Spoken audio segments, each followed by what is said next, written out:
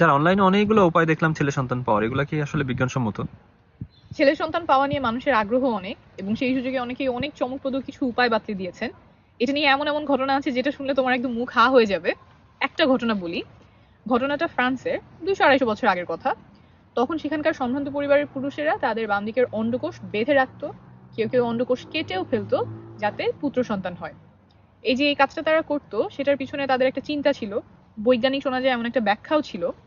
ব্যাখ্যাটা হলো, পুরুষের তো 2টা অন্ডকোষ থাকে। তারা চিন্তা করতো যে 2টার কাজ আলাদা, 2টা দেখতেও একটু আলাদা, একটা একটু বড় থাকে, একটা একটু ছোট থাকে, ডান দিকেরটা সাধারণত বড় থাকে। তো তারা চিন্তা করতো ডান দিকের অন্ডকোষ থেকে ছেলে হয়, আর বাম দিকের অন্ডকোষ থেকে মেয়ে হয়। যেহেতু বাম দিকের অন্ডকোষ থেকে মেয়ে হয়, সেই জন্যই তারা সেটা বেঁধে রাখতো বা কেটে ফেলতো।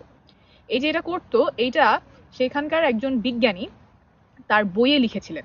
বইয়ে তিনি বলেছেন যে এই অন্ডকোষ কেটে ফেলা এটা একটা খুব সহজ একটা অপারেশন। দাঁত ফেলার মতো, দাঁত ফেললে যতটুকু ব্যথা লাগে অন্ডকোষ কেটে ফেলতেও সেরকমই ব্যথা লাগে। তাই এইটা ছেলে সন্তান পাওয়ার জন্য একটা বাস্তবসম্মত উপায় হতে পারে।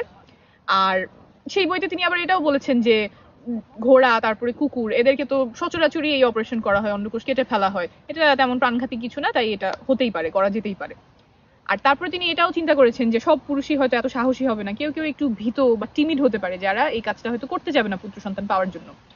তাদের জন্য উপায় আছে। সেটা কি? তাদের স্ত্রীদের জন্য উপায়, সেটা হলো সহবাসের পরে তারা একদিকে কাত হয়ে শুয়ে থাকবে। পুরুষের যেমন অন্ডকোষ 2টা, মেয়েদেরও ডিম্বাশয় 2টা থাকে, দুই দিকে 2টা থাকে। তো একদিকের অন্ডকোষে ছেলে হয়, আরেকদিকের একদিকের ডিম্বাশয়ে ছেলে সন্তান হয়, আরেকদিকের ডিম্বাশয়ে মেয়ে সন্তান হয়। তো এখন যেই লিঙ্গের সন্তান চাই সেই দিকে সে সহবাসের পরে কাত হয়ে শুয়ে থাকবে। এবং সেই বিজ্ঞানী বলছেন যে ছেলেরা অন্ডকোষ কেটে ফেললে সেটা বেশি কার্যকরী উপায় হবে ছেলে সন্তান পাওয়ার জন্য। মেয়েদের যেটা এক কাত হয়ে শুয়ে থাকা সেটা একটু কম কার্যকরী, কিন্তু তারপরে যদি ছেলে যদি ভীত হয়, সেটা করতে না চায়, তাহলে সেটা করা যেতে পারে। এইটা তিনি একটা বইয়ে লিখেছিলেন। বইটা তখন অনেক জনপ্রিয় হয়েছিল। এখন এইসব পন্থা শুনতে হাস্যকর মনে হলেও তখন এটা খুব জনপ্রিয় ছিল। বইয়ের অনেকগুলো কপি বিক্রি হয়েছে। আর বইয়ের নামও খুব সুন্দর ছিল। বইটার নাম হচ্ছে দি আর্ট অফ হ্যাভিং বয়েজ, অর্থাৎ ছেলে সন্তান পাওয়ার আর্ট বা শিল্প।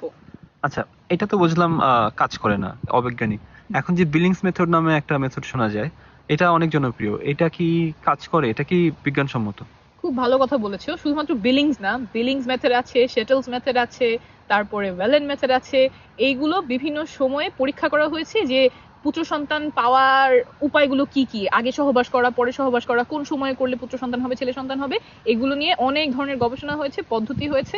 এই যে এই বিলিংস, শেটলস, ওয়েলেন, এগুলোকেই বিভিন্ন ভাবে অনলাইনে বিভিন্ন আর্টিকেল, ভিডিওতে বলা হয় যে বৈজ্ঞানিক উপায় পুত্র সন্তান পাওয়ার। এগুলো বিজ্ঞানসম্মত না। এটা আমি খুঁটিনাটি আরো ভালো করে একটা ভিডিওতে অ্যানিমেশন দিয়ে মডেল সহ বুঝিয়ে বলবো। এখন তো বাইরে, এখানে অত ভালোভাবে আমি বললে আর কি থিওরির মতো শোনাবে, কিন্তু খুব ভালো করে বোঝা হয়তো যাবে না। তো এটা আমি স্পষ্ট করে আরেকটা ভিডিওতে ভালো করে বুঝিয়ে বলবো।